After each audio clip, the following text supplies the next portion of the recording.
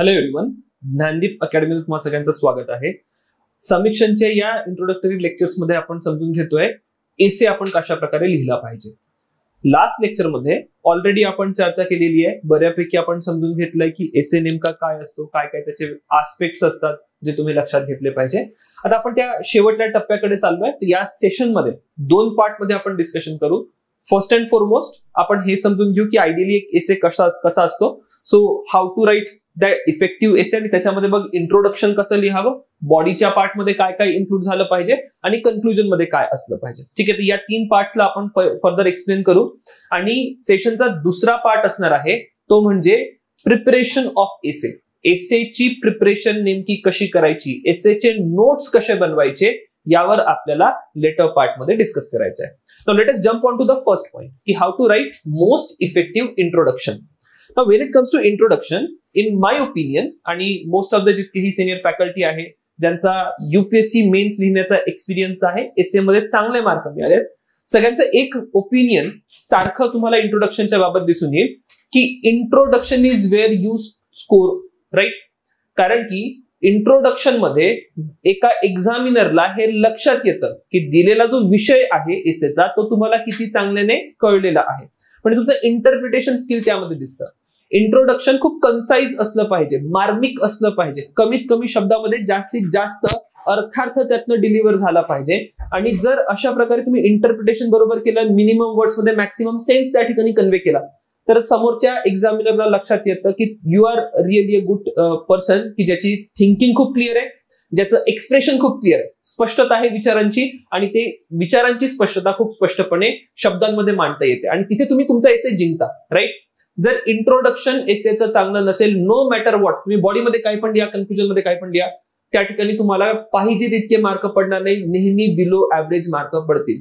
असं पण होतं की बऱ्याचदा तुम्ही एसे जो आहे तो मॅक्सिमम स्कोर इंट्रोडक्शन मध्येच करून टाकलाय, राईट. एक परफेक्ट इंट्रोडक्शन असेल, स्पॉट ऑन इंट्रोडक्शन असेल, त्याच्यामध्ये इंटरप्रिटेशन व्यवस्थित झाली असेल, एखादी चांगली स्टोरी त्या ठिकाणी पुट केली असेल, समोर एसे मध्ये काय येणार आहे त्याची एक झलक तुमच्या इंट्रोडक्शन मध्ये आली असेल, तर बऱ्यापैकी तुमच्या एसेचे मार्क तिथे डिसाइड होतात. लेटर ऑन फक्त एक फॉर्मॅलिटी असते, जस्ट टू चेक की तुम्ही जे इंट्रोडक्शन मध्ये एक पिक्चर प्रेझेंट केली आहे तशाच पिक्चर मध्ये बाकी सगळ्या गोष्टी, that is body and conclusion, तुम्ही प्रेझेंट केलं आहे का, right. That is why introduction is the most important point और most important part of the essay. Now how to write the most effective introduction. वेगवेगळ्या पद्धतीने तुम्ही हे इंट्रोडक्शन लिहू शकता, पण काय काय गोष्टी रिफ्लेक्ट झाल्या पाहिजे इंट्रोडक्शन मध्ये आणि काय काय काळजी इंट्रोडक्शन लिहित असताना तुम्ही घेतली पाहिजे, let us first understand that. So it decides your range of mark. मी तुम्हाला पहिले सांगितलं की मार्क इथेच पडतात इंट्रोडक्शन मध्ये. Introduction should reflect that you have understood the topic. Interpretation is the की.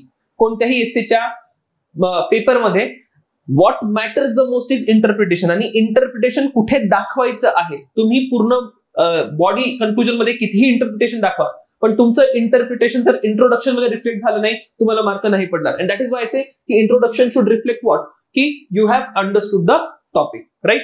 Then it should make your focus very clear about the topic, की तुमचा त्या पूर्ण एसेच्या टॉपिक बद्दल इंटरप्रिटेशन काय आहे, तुम्ही विचार काय करता, तुमच्या जवळ समोर त्याच्यामध्ये द्यायला काय आहे ते त्या ठिकाणी क्लिअर होऊन गेलं पाहिजे. 150 शब्दांच्या वर तुमचं इंट्रोडक्शन जाता कामा नये, ठीक आहे. I am telling you 150 words, that means at max तुमचं इंट्रोडक्शन कुठेपर्यंत जाईल, 2 पेजेस पर्यंत. बट मी हे मॅक्सिमम म्हणतोय, मला 2 पेज पर्यंत पण जायचं नाहीये. मी जनरल रिकमेंड करतो की 1.5 पेज मध्ये इंट्रोडक्शन कन्क्लूड करा, ठीक आहे. कारण की जितकं ते इंट्रोडक्शन लांबत जातं ते थोडं रटाळवाणं होत जातं. आणि पहिले पण मी सांगितलं की मिनिमम वर्ड्स मध्ये मॅक्सिमम सेन्स कन्वे करायचा आहे. सो जस्ट अंडरस्टँड की मला माझ्या पूर्ण एसेची झलक द्यायची आहे 150 शब्दांमध्ये. And that is why introduction become sometimes very challenging, right. So I said की 1.5 page, first 1.5 page is something की जिथे मी इंट्रोडक्शन लिहिणार, आणि it should reflect the essence of the essay, ठीक आहे. तुमच्या एसेचा जो मूळ आहे किंवा मर्म आहे तो त्या पर्टिक्युलर ठिकाणी दिसला पाहिजे. एक स्टँडर्ड तुम्ही फॉलो केले पाहिजे, प्रॅक्टिस आहे, खूप चांगली प्रॅक्टिस आहे.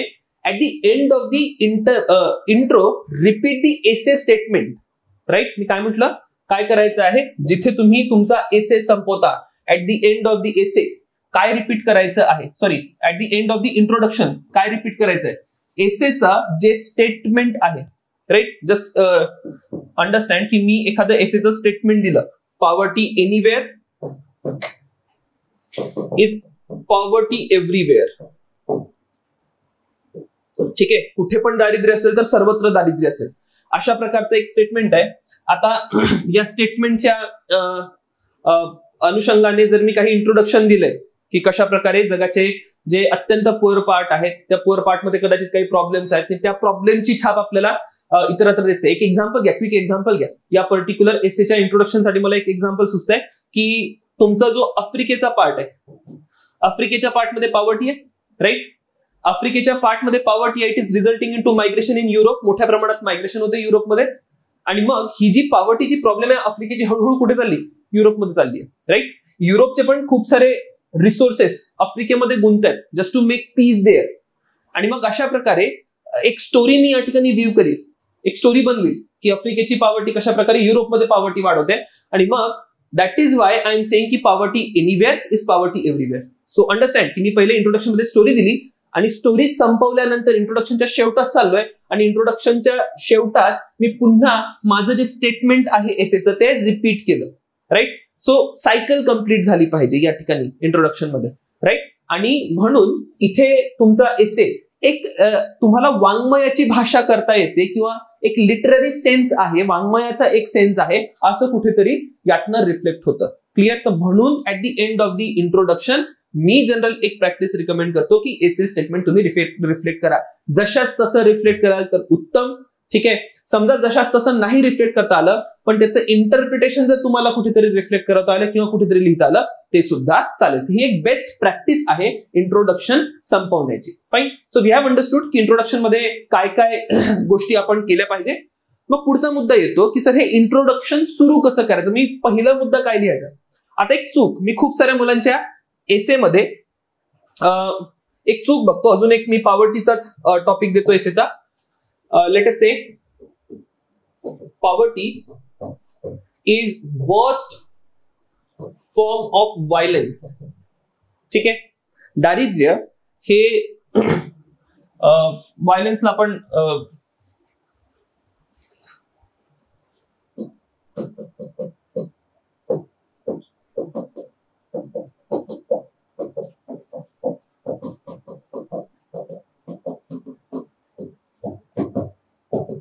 ठीक आहे. Poverty is worst form of violence किंवा मराठीमध्ये मी त्याला म्हणेल की दारिद्र्य हिंसेचे सर्वात वाईट स्वरूप आहे. क्लिअर. नाऊ या ठिकाणी दोन कीवर्ड बघा. पॉवर्टी एक कीवर्ड आहे, व्हायलन्स एक कीवर्ड आहे. क्लिअर. आपण काय डिस्कस करतोय. आपला मुद्दा आहे की मी या एसेची इंट्रोडक्शन कशी करतोय. आता खूप मुलं काय करतील, हे जे स्टेटमेंट आहे स्टेटमेंट एक्सप्लेन करत बसतील. राईट फ्रॉम दी स्टार्ट इथनं मी सुरू करेल की हा दारिद्र्य म्हणजे काय किंवा हिंसा म्हणजे काय, किंवा डायरेक्ट म्हणतील की हा दारिद्र्य हे हिंसेचे सर्वात वाईट स्वरूप आहे. म्हणजे अशा प्रकारची सुरुवात करायची नाही. तुम्ही लहान नाहीये, तुम्ही 10व्या वर्गाच्या खाली नाहीये, राईट. तुम्ही आता एका अकॅडमिक लेवलचा, हायर अकॅडमिक लेवलचा एसे लिहत आहात. आणि मग त्या ठिकाणी जर तुम्ही म्हणताय की see poverty is worst form of violence म्हणजे सो अँड सो, तुम्हाला त्या स्टेटमेंटचं एक्सप्लेनेशन नाही विचारलं, तुम्हाला त्या स्टेटमेंटवर एसे लिहायचं आहे. क्लिअर. तर मग मी या पर्टिक्युलर स्टेटमेंटचा जो एसे आहे तो कसा लिहू शकतो, तर कुठलं तरी एक रिअल लाईफ एक्झाम्पल देऊ शकतो, काही सिंपल डिफिनेशन देऊ शकतो. ठीक आहे. तर बघा या ठिकाणी डिफिनेशन देता येते का नाही. पॉवर्टी आणि व्हायलन्स एक्सप्लेन करायची गरज नाहीये. समजा कुठली तरी एक क्रिटिकल कन्सेप्ट विचारलेली आहे, क्लायमेट चेंज सारखी जर कन्सेप्ट विचारली आहे तर होऊ शकतं की तुम्ही डिफिनेशन द्या. But again this is the last sort. ठीक आहे. सर्वात शेवटी काहीच सुचत नाहीये तरच डिफिनेशन द्यायची. ऑलवेज रिमेंबर, कधीच एसेची स्टार्ट डायरेक्ट नसेल. It will always come indirect. कुठेतरी तुम्ही एक स्टोरी सांगितली आणि त्या स्टोरीचा मर्म मग तुमच्या त्या एसेच्या स्टेटमेंटकडे तुम्हाला घेऊन जातोय, किंवा कुठलं तरी फॅबल किंवा एनेक्डॉट सांगितलं ते तुमच्या एसेच्या स्टेटमेंटकडे घेऊन जात आहे. एखादी करंट इव्हेंट झाली और एखादं कोटेशन आहे, अशा पद्धतीने तुम्ही एसेची सुरुवात करू शकता. मी एक्झाम्पल्स दिले. ठीक आहे. सो अगेन या ठिकाणी रिअल लाईफ एक्झाम्पल मी सांगितलेलं आहे. Poverty anywhere is threat to prosperity everywhere. तर वर्गीस कुरियनचं मी अमूलचं रिव्होल्युशन सांगितलं. क्लिअर. की कशा प्रकारे वर्गीस कुरियननी हे जे अमूलचं रिव्होल्युशन घडवून आणलं त्या अमूलच्या रिव्होल्युशननी रुरल पॉवर्टीमध्ये चेंजेस झाले आणि रुरल पॉवर्टीमध्येच नाही चेंजेस झाले तर त्यांनी भारतामध्ये $1 बिलियन इंडस्ट्री डेव्हलप झाली. तर आपण जेव्हा पॉवर्टी दूर केली त्या पॉवर्टी दूर केल्यानंतर त्याचा इम्पॅक्ट ओव्हरऑल कंट्रीवर झालेला आपल्याला दिसून येतो. म्हणजे जर पॉवर्टी आहे तर प्रॉस्पेरिटी येईल का? नाही. पॉवर्टी आहे तर प्रॉस्पेरिटी येणार नाही. आफ्रिका आणि युरोपचं पण सेम एक्झाम्पल मी या ठिकाणी देऊ शकतो. सो अशा पद्धतीने एक स्टार्ट माझी असू शकते ती म्हणजे रिअल लाईफ एक्झाम्पल. दुसरी स्टार्ट माझी असू शकते ती म्हणजे एखाद्या अनेक्डॉट किंवा फेबलने. सो या ठिकाणी एसेचा टॉपिक आहे the hand that Roxx the cradle rules the world. ठीक आहे. जो हात पाळणा हलवतो ते जगावर राज्य करतात. आता एक इंटरेस्टिंग पॉइंट या पर्टिक्युलर एसेचा हा आहे की मी म्हटलं की essay is first and foremost about interpretation. तुम्ही दिलेल्या स्टेटमेंट मधनं काय समजता? नॅरो इंटरप्रिटेशन करता की ब्रॉड इंटरप्रिटेशन करता? दॅट विल डिफाईन की तुम्हाला मार्क कसे पडते. खूप सारे कॅन्डिडेट या पर्टिक्युलर पार्ट मध्ये हे म्हणतील की हा जो एसे स्त्रियांबद्दल आहे की the hand that Roxx the cradle म्हणजे जो हात पाळणा हलवतो तो जगावर राज्य करतो. राईट. एक इंटरप्रिटेशन हे असू शकतं. फक्त आणि फक्त तुम्ही तुमचा एसे विमेन बद्दल लिहू शकता की विमेन पाळणा हलवतात आणि विमेन जगावर राज्य करतात.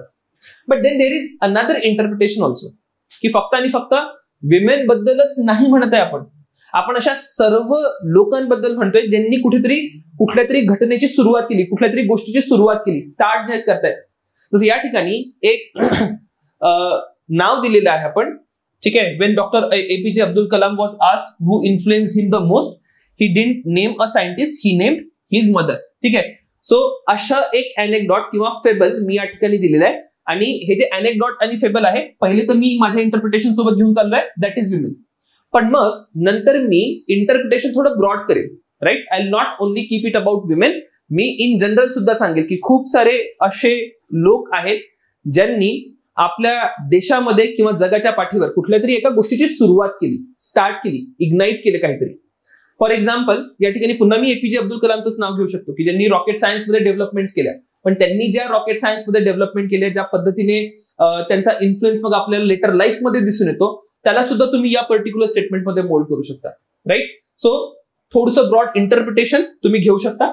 क्लिअर. इंटरप्रिटेशनचा पॉईंट मी या ठिकाणी क्लिअर करतोय. जरी आपण फेबल्स आणि अनेक्डॉट्स बद्दल बोलतोय पण इंटरप्रिटेशनचा point I hope you are able to get. आणि मग एक्झाम्पल किंवा इथे काय आहे फॅबल किंवा अनेक्डॉट काय असू शकतात तर अशा प्रकारचे काही एक्झाम्पल्स तुम्ही वर्ल्ड वाईड जे काही घडलेले आहेत त्याच्या मदतीने तुमच्या एसेची सुरुवात करू शकता. देन करंट इव्हेंटने सुद्धा तुम्ही तुमच्या एसेची सुरुवात करू शकता. It is to show awareness and connect timeless themes with contemporary relevance. ठीक आहे. का मी करंट इव्हेंट्सनी एसेची सुरुवात करीन? असं होऊ शकतं की जो माझा एसे आहे ते एक जनरल स्टेटमेंट आहे. क्लिअर. आणि मग या ठिकाणी let us say technology as double edged sword. ठीक आहे. जे तंत्रज्ञान आहे, तंत्रज्ञान दुधारी तलवार आहे. आता मला सांगा की हे जे तंत्रज्ञान आहे ज्याला मी दुधारी तलवार म्हणतोय, सेम स्टेटमेंट मी 1950 मध्ये सुद्धा विचारू शकतो. क्लिअर. सेम स्टेटमेंट मी 2025 मध्ये पण विचारू शकतो. गेटिंग माय पॉइंट. तर हा टाइमलेस एसे, याला काही बंधन नाहीये काळाचं. समजा मी हा एसे 1950 मध्ये विचारला. लेट्स गो बॅक टू 1950 की technology is a double edged sword. ठीक आहे. Now understand. 1950s मध्ये एक डेव्हलपमेंट होते that is nuclear tech. Clear. Nuclear टेकचे जे युसेज आहे एक पीसफुल यूज आहे. राईट. आणि दुसरा न्यूक्लिअर टेक्नॉलॉजीचं वेपनायझेशन आहे. पीसफुल यूज म्हणजे काय? न्यूक्लिअर रिएक्टर्स बनवा, एनर्जीचा सोर्स म्हणून तुम्ही न्यूक्लिअर टेक्नॉलॉजीला वापरा. न्यूक्लिअर बॉम्ब बनवा, ऍटम बॉम्ब बनवा, तुम्ही त्याचं वेपनायझेशन करता. टेक्नॉलॉजी एकच आहे.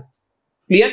टेक्नॉलॉजी एक जरी असली तरी ती काय असू शकते? डबल एज्ड स्वॉर्ड असू शकते. Now understand.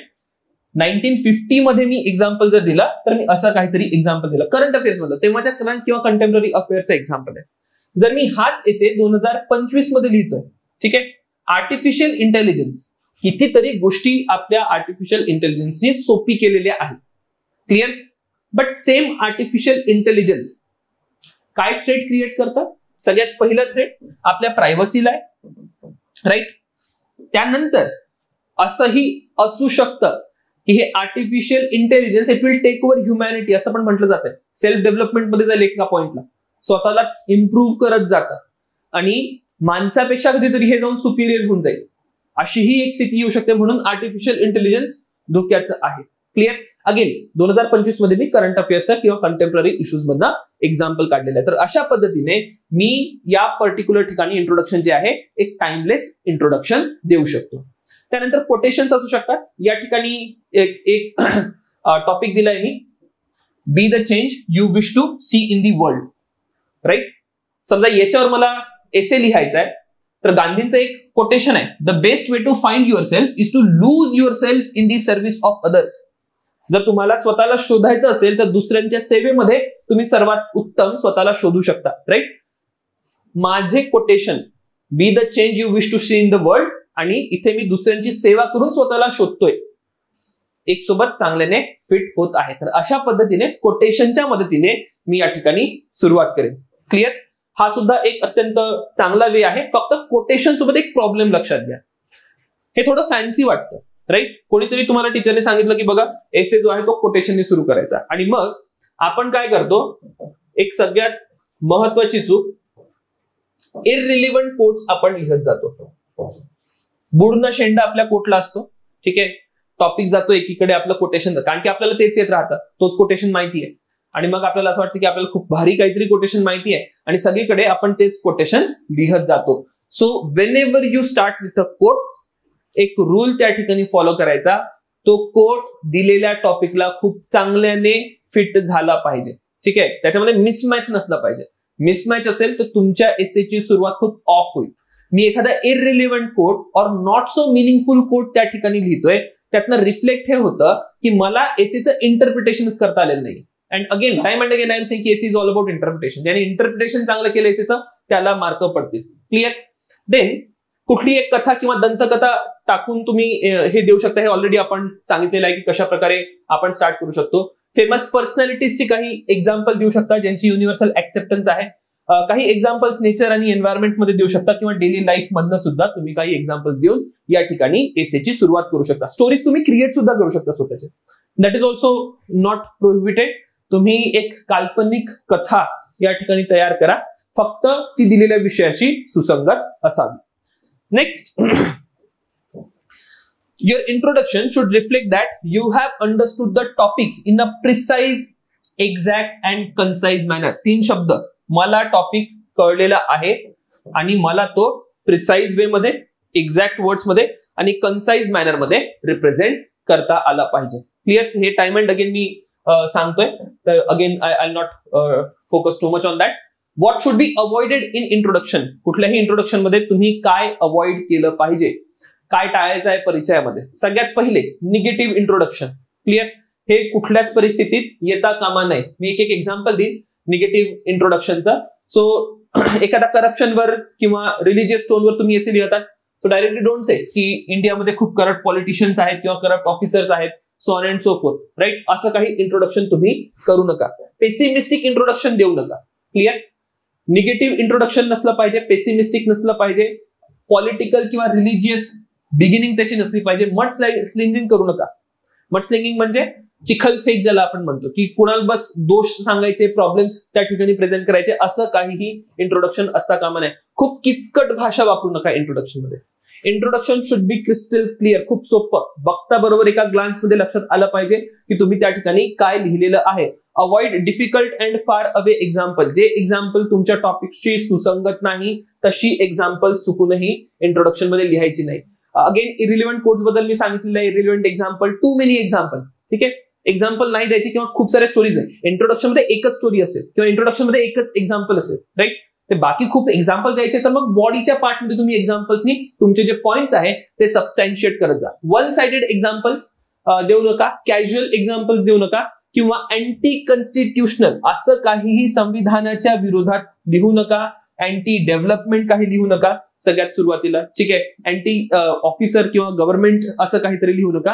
हे काही अत्यंत महत्वाचे मुद्दे जे तुम्ही इंट्रोडक्शन मध्ये टाळले पाहिजे. क्लिअर. तर हे काही उदाहरणं मी दिलेली आहेत, right. What should be used, positive and good language, clean introduction, खूप सोपं इंट्रोडक्शन असलं पाहिजे, स्पष्ट असलं पाहिजे, पॉझिटिव्हिटी दिसली पाहिजे. मोस्ट इम्पॉर्टंटली दादा हे थ्रू आउट आन्सर रायटिंग आणि थ्रू आउट एसे एक गोष्ट फॉलो करायची, स्मॉल सेंटेन्सेस आणि इंट्रोडक्शन मध्ये आवर्जून फॉलो करायची. तुमची सेंटेन्स कन्स्ट्रक्शन वर तुम्हाला काम करायला लागेल. तुम्ही जर खूप असं पसरवून किंवा खूप एक्सप्लेनेटरी स्टेटमेंट्स करताय, मोठी सेंटेन्सेस करताय, तसं करू नका. छोट्या सेंटेन्सेस मध्ये तुम्ही तुमचं मत त्या ठिकाणी प्रस्तुत करणं ट्राय करा.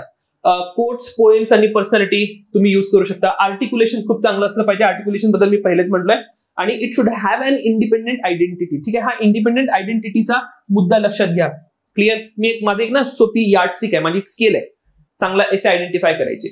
जर मी पूर्ण बॉडी आणि कन्क्लुजनचा पार्ट जरी काढून घेतला आणि नुसतं इंट्रोडक्शन वाचलं, बाकी काहीच नाही वाचलं, and if that reflects me about the candidate, that is my independent identity असलेलं इंट्रोडक्शन. ठीक आहे, तो तुमचं इंट्रोडक्शन एक खूप छोटा एसे आहे, राईट. तर म्हणून म्हटलंय की इंडिपेंडेंट आयडेंटिटी त्याची असली पाहिजे. सगळं कळून गेलं पाहिजे की तुमच्या डोक्यात काय चाललंय, right. A good introduction will tell की कॅन्डिडेटनं समोर काय लिहिणार आहे. ओके, आणि हे जर अंडरस्टँडिंग एक्झामिनरला येते, सुरुवातीलाच तुम्हाला मार्क जे आहेत ते चांगले आहेत, डिसाईड झालेले आहेत. क्लिअर.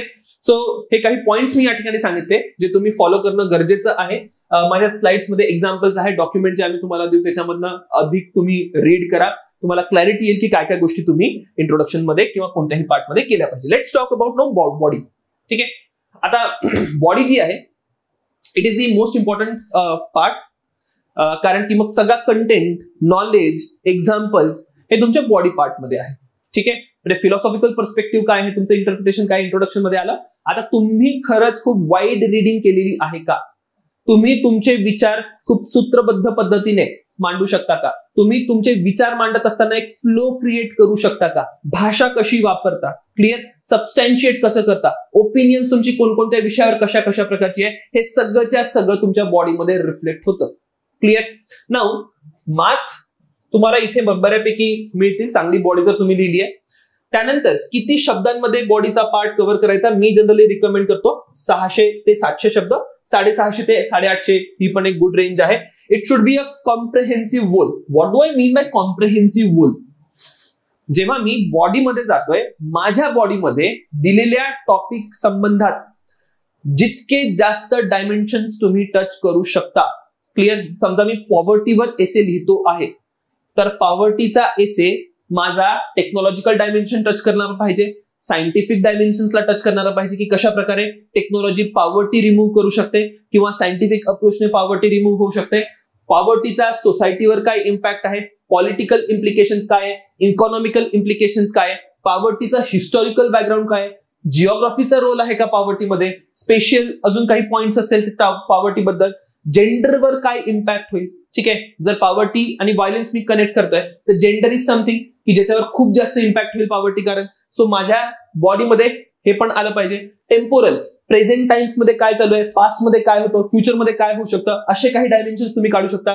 एक्झाम्पल्स द्या. ठीक आहे, एन्व्हायरमेंटवर काय इम्पॅक्ट असेल, फिलॉसॉफिकल डायमेन्शन्स काय दिलेले पॉइंट्स आहे. सो इतक्या डायमेन्शन्स मध्ये तुम्ही बॉडीचे पॉइंट लिहू शकता. ठीक आहे, तर तुमची थीम बघा, तुमचा एसेचा टॉपिक बघा आणि पॉइंट जनरेट करायचे अल्टिमेटली. ठीक आहे, सो पॉइंट कसे जनरेट होतील, तर पॉइंट याच एक्झरसाइजने जनरेट तुम्हाला करता येतील. क्लिअर.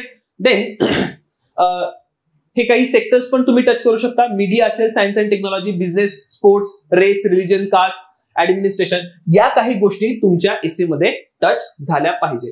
किंवा बाकी general walk of life, individual, community, family, regional काही इश्यूज असतील तुमच्या एसे मध्ये आले पाहिजे. प्रोफेशनल लाईफ बद्दल काही आले पाहिजे, नॅशनल इश्यूज आले पाहिजे, सोसायटल इश्यूज आले पाहिजे, इंटरनॅशनल.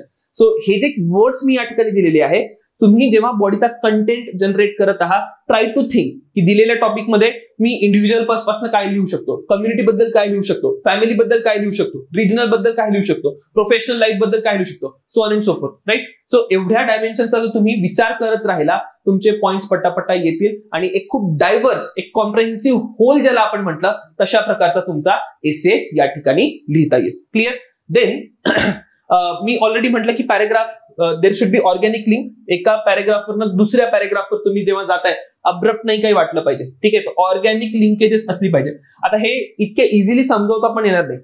तुम्ही जसं लिहत जाल तुम्हाला स्वतःला लक्षात येत राहील की मी पॅराग्राफ 1 वरून जेव्हा पॅराग्राफ 2 वर गेलो ऑर्गॅनिकली शिफ्ट झालो की अचानक जम्प होताना वाटतंय, राईट?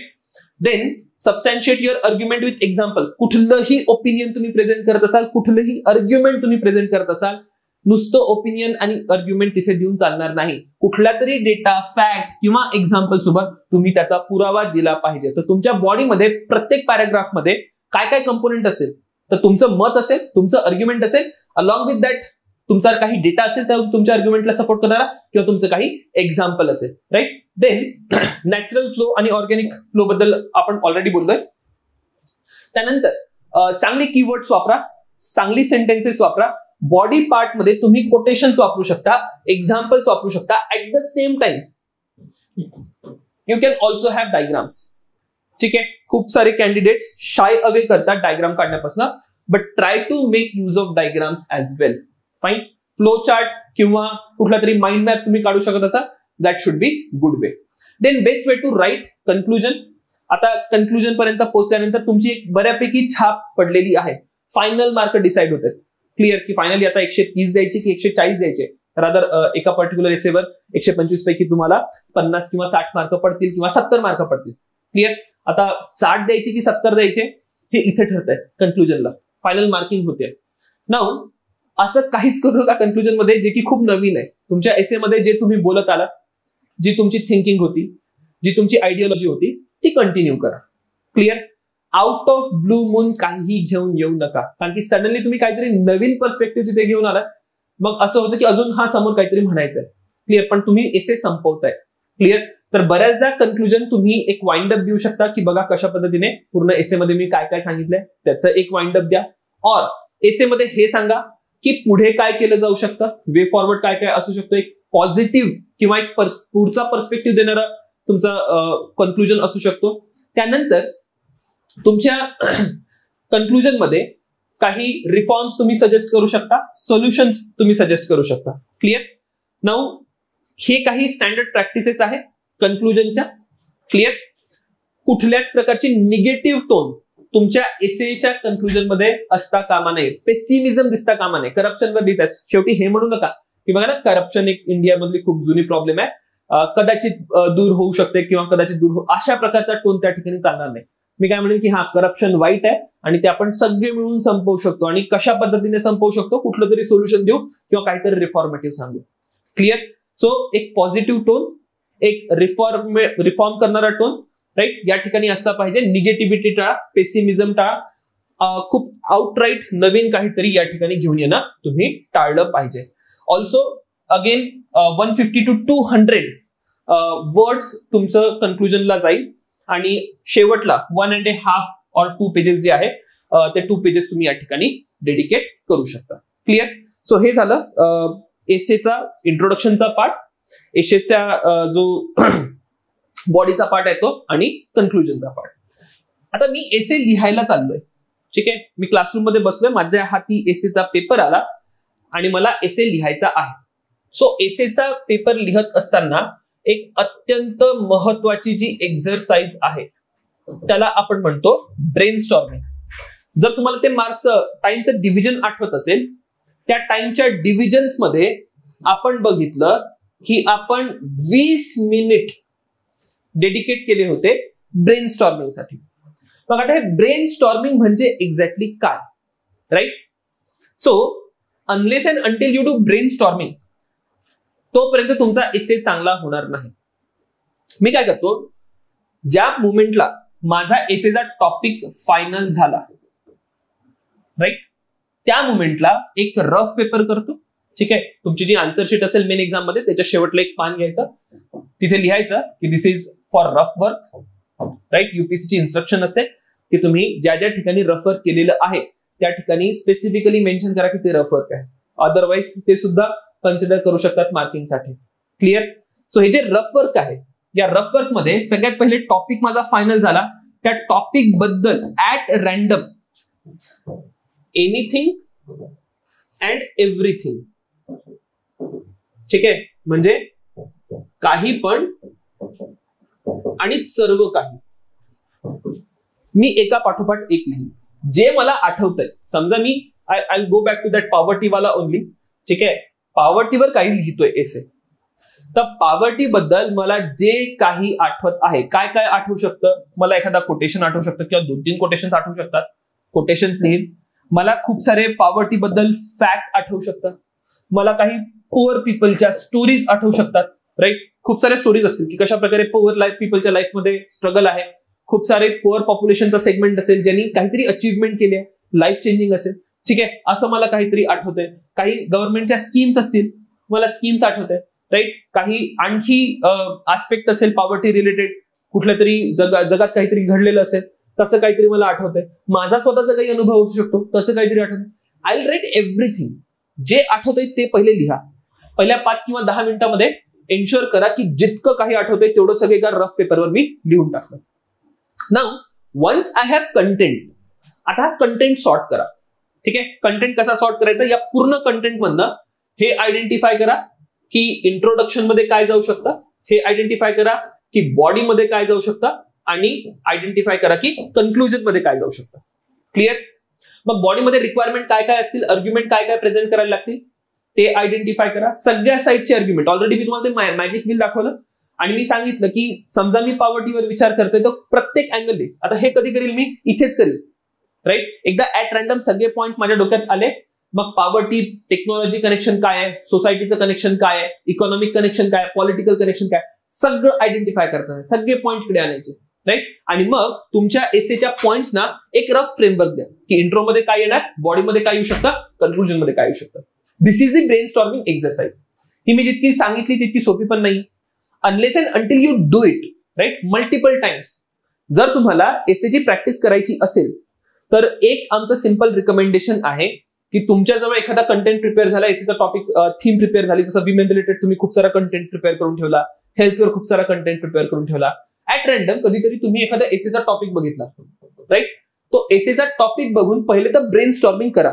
ही एक जी ऍक्टिव्हिटी आहे ती तुम्हाला घरी करत राहायची. दर आठवड्याला जर तुम्ही ही ब्रेन स्टॉर्मिंग करत गेलात तर तुम्हाला खूप चांगल्याने होल्ड येईल की कशा पद्धतीने तुम्ही पॉइंट्स जनरेट करू शकता. क्लिअर. तर मी वीकली बेसिसवर ही एक्सरसाइज करतोय. मला कळते की मला पॉइंट्स कसे आठवतात, किती डायव्हर्स पॉइंट मी क्रिएट करू शकतो. समजा मला 1-2 वेळा असं लक्षात आलं की मला डायव्हर्सिटी ऑफ पॉइंट्स येत नाही, I will work on that. मला इंट्रोडक्शन साठी खूप चांगलं काही सुचत नाही, I will work on that individual part. कारण की जेव्हा एसेवर वर्क करायचं असतं, असं कम्प्लीट एसेवर कधीच वर्क करता येत नाही. ठीक आहे, तुम्ही एक कम्प्लीट एसे लिहू शकता, पण तुमच्या खूप साऱ्या मुलांच्या पूर्ण एसे लिहिल्यानंतर, हे रिपीटेडली एसे लिहिल्यानंतर इंट्रोडक्शनच्याच ज्या रिक्वायरमेंट आहेत त्या फुलफिल होत नाही. सो इंडिव्हिज्युअल ऍस्पेक्ट कोणते लूज आहे, कोणते मिसिंग आहे ते पण मला या ब्रेनस्टॉर्मिंग मधून कळून जातं. तर I can focus on that की एकदा ब्रेनस्टॉर्मिंग केलं पण मग स्पेशल फोकस माझा इंट्रोडक्शन वर, एकदा ब्रेनस्टॉर्मिंग केलं पण स्पेशल फोकस माझा कन्क्लुजन वर. क्लिअर. तर अशा या कंटिन्युअस एक्सरसाइज मधनं तुमच्या डोक्याला लक्षात येईल की कशा पद्धतीने ब्रेनस्टॉर्मिंग केली गेली पाहिजे. There will be no discovery in exam hall. ठीक आहे, टाइम अँड अगेन मी सांगतो की एक्झाम हॉलसाठी डिस्कवरी सोडू नका. जितकी डिस्कवरी करायची आहे या पूर्ण लाईक की मेन्सच्या एक्झामची किंवा प्रिलिम्सच्या एक्झामची, ती घरी बसून करा किंवा तुमचे जे टीचर्स आहेत त्यांच्यासोबत बोलून करून घ्या एकदा. क्लिअर. सो मी कुठल्याच प्रकारची डिस्कवरी ठेवणार नाही, घरी खूप सारी ब्रेनस्टॉर्मिंग करेल. तर ब्रेनस्टॉर्मिंग एक्झॅक्टली काय पार्ट आहे, that is something I have told you. पहिले सगळे पॉईंट लिहायचे आणि मग ते सगळेच्या सगळे पॉईंट स्ट्रक्चर करायचे. क्लिअर. देन आता पॉइंट्स कुठून येणार, एसे साठीचा कंटेंट कुठून येणार, that is also a very important point. मुलं प्रॅक्टिस काय करतात, मुलं चुका काय करतात की पीवायक्यूज घेतील. ठीक आहे, मी काहीच अभ्यास केलेला नाहीये एसेचा. मी एसेचा एखादा पीवायक्यू घेतला आणि मी एसेच्या पीवायक्यू वर एसेचा टॉपिक वाचला, या टॉपिक नुसार गुगल सर्च केलं, प्रिपेअर केलं की जसं आपला कालचा एक टॉपिक होता, latest check that topic. Forest precedes civilization and deserts follow them.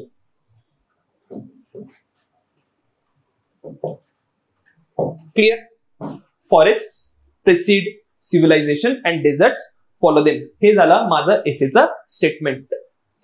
Now understand की मी एसे लिहितोय किंवा एसेचं प्रिपरेशन करतोय, मी हे स्टेटमेंट वाचलं, या स्टेटमेंट नुसार कंटेंट प्रिपेअर करणार. क्लिअर. आणि मग एसे लिहिणार. तो एसे ऑब्वियसली गोष्ट आहे, चांगलाच असणार आहे. क्लिअर. कारण की तुम्ही एवढ्या नॅरो फोकसनी जेव्हा कंटेंट प्रिपेअर केला, पण तुम्हाला एक्झाम हॉलचा जो टॉपिक असणार आहे तो कोणी ऍडव्हान्स मध्ये नाही सांगणार. क्लिअर? एक्झाम हॉलमध्ये गेल्यानंतर जो टॉपिक तुमच्या समोर येईल that will be a surprise. Clear? आणि मग एक्झाम हॉल पर्यंत जाताना काहीतरी प्रिपरेशन कंटेंट तुमच्याजवळ असणं गरजेचं आहे. And that is where we say की एसेचं प्रिपरेशन करायला लागतं, खूप सिस्टमॅटिक प्रिपरेशन करायला लागतं. तर असे टॉपिक घेऊन लिहायला सुरुवात करू नका, टॉपिक घेऊन कंटेंट शोधून तर मुळीच लिहू नका, तुम्ही स्वतःला फसवताय. So how do we prepare for essay? So एसेच्या प्रिपरेशनसाठी फर्स्ट अँड फॉरमोस्ट तर तुम्ही थीम्स आयडेंटिफाय करणं गरजेचं आहे. ठीक आहे? थीम्स कशाला म्हणतो? If you look at time table, मी एक टाइम टेबल पोस्ट केलाय. एसे कोणत्या एसेच्या टेस्टवर कोणकोणत्या थीम मधनं आम्ही एसे विचारू हे सांगितलंय. तर पहिली जी एसेची टेस्ट आहे त्याच्यावर आपण women related, health related, culture related असे काहीतरी एसेस विचारणार आहोत. मग दुसऱ्या एसेच्या थीम डिसाइडेड आहे, तिसऱ्या आणि चौथ्या पाचव्या already we have decided. Clear? आता मी as a candidate I will take few pages. ठीक आहे? माझे 4-5 पेजेस आहेत. लेट अस से हे मी डेडिकेट केलंय हेल्थ साठी. नाउ कंटेंट एसे साठी पाहिजे म्हणजे कंटेंट मध्ये काय काय पाहिजे, अंडरस्टँड दॅट.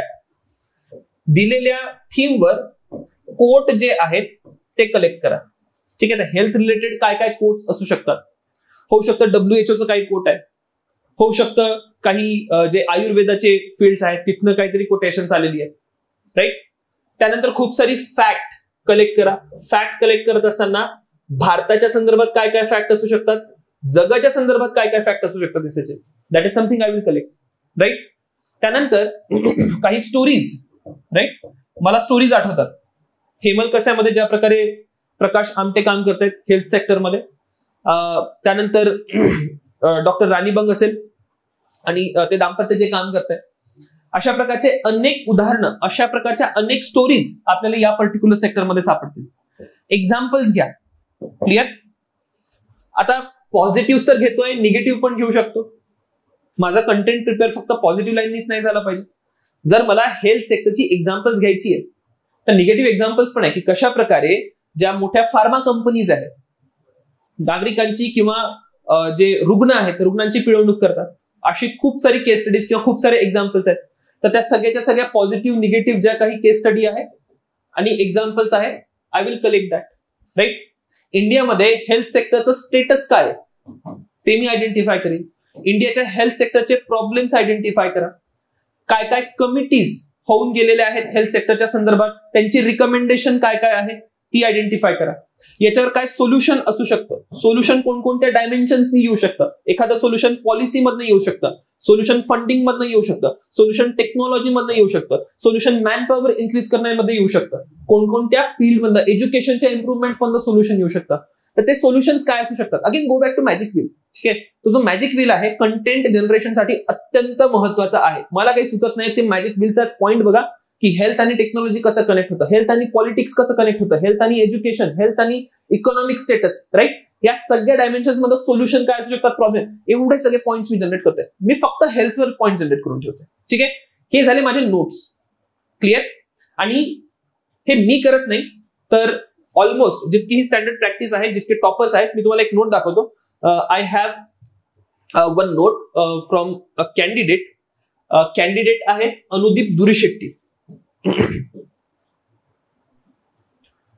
2017चे AIR 1 आहे, ऑल इंडिया रँक 1 2017. आणि जर मला एक बेस्ट नोट्स सांगायचे असेल एसेचे कोणते असतील तर हे अनुदीप दुरीशेट्टीचे नोट्स तुम्ही या ठिकाणी बघू शकता. ठीक आहे? तर एसे साठी त्यांनी काय केलंय की टेम्पोरल डायमेन्शन्स कसे काढायचे, प्रॉब्लेम सोल्युशन्स काढायचे, स्टेक होल्डर्स कोण कोण असू शकतात त्याच्याबद्दल पॉइंट्स काढायचे, व्हेरियस वॉक्स ऑफ लाईफ मधनं पॉइंट्स काढायचे, काय काय standard social political economic so on and so fourth, various sectors काय काय असू शकतात तिथनं पॉइंट्स काढायचे. क्लिअर? फर्दर यांचे कोणत्या पण एका पर्टिक्युलर टॉपिकवरचे आपण नोट्स बघू. एसेचे नोट्स आहे हेल्थवर. लेट अस से पहिलाच पार्ट आहे की हेल्थवर यांनी एसेचे नोट्स करून ठेवले. सो स्टॅट्स दिले इथे तुम्ही बघू शकता, सगळे फॅक्ट फिगर स्टॅटिस्टिक्स यांनी एसे बद्दल दिलेले आहे हेल्थच्या आस्पेक्टवर. त्यानंतर कंटेंट यांनी जनरेट केलाय, भोर कमिटी, अमर्त्य सेन यांचं काय म्हणणं आहे, इंटरनॅशनल एक्झाम्पल्स काय आहे हेल्थच्या बद्दल, नॉर्डिक नेशन्स मध्ये किंवा नॉर्डिक कंट्रीज मधल्या स्टँडर्ड प्रॅक्टिसेस काय आहे, प्रॉब्लेम्स काय आहे, सोल्युशन्स काय राहू शकतात, गव्हर्नमेंट इनिशिएटिव्ह काय, गव्हर्नमेंटच्या स्कीम्स काय, इतका सगळा कंटेंट त्यांनी पर्टिक्युलर टॉपिकवर पर्टिक्युलर थीमवर जनरेट केला.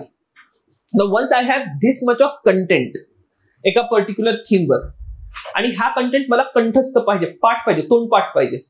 एक्झाम हॉलमध्ये हेल्थ रिलेटेड काहीही टॉपिक आता येऊ द्या, मी या कंटेंट मधनं काय काय त्या ठिकाणी रिलेव्हंट असेल ते पिक करेन.